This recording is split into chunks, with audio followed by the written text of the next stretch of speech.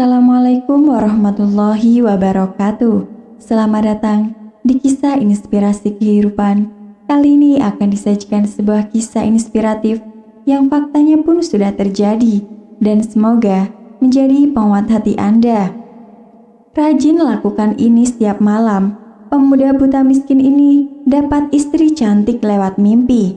Ternyata diceritakan oleh Ustadz Khalid Basamalah bagaimana ketika jodoh dipersatukan. Jodoh selalu menarik dibahas. Semua orang berharap mendapatkan jodoh yang terbaik dalam hidupnya, pasangan yang sempurna dan bisa membawa kebaikan. Seperti kisah berikut ini, seorang lelaki buta mendapatkan jodoh lewat mimpi.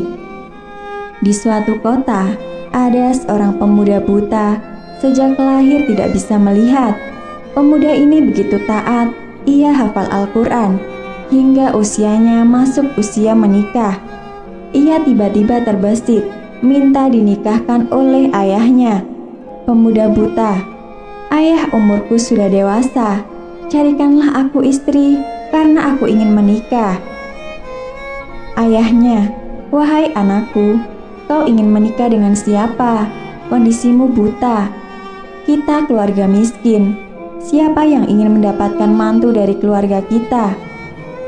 Pemuda buta, "Tapi aku ingin menikah, ayah." Ayahnya, "Baiklah, nanti ayah usaha carikan anakku." Pemuda buta itu diam, dia tidak membantah. Namun di dalam hatinya begitu kuat, dia benar-benar ingin menikah. Setiap hari ia berdoa. Tahukah doanya bagaimana? Pemuda buta itu berdoa, "Ya Allah, karuniakan saya wanita di Yaman yang paling cantik, paling pintar, paling kaya." Doanya yang ia lantunkan setiap hari selama sebulan. Di hari ke-30, pas sebulan ia berdoa, pemuda ini tidur dan dalam tidurnya ia bermimpi.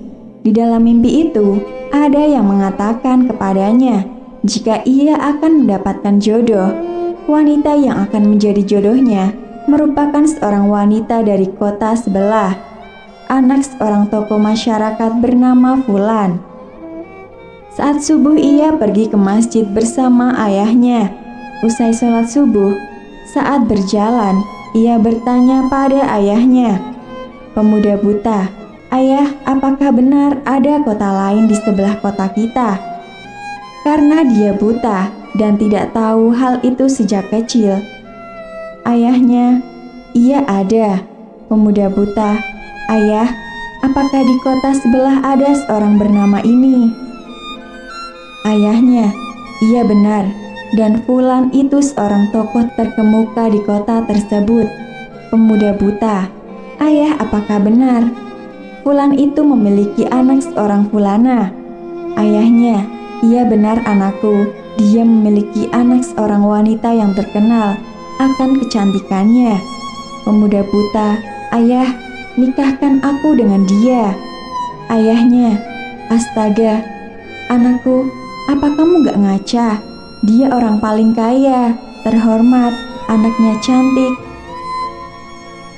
Pemuda buta, "Ayah, saya mendapatkan petunjuk itu dari mimpi.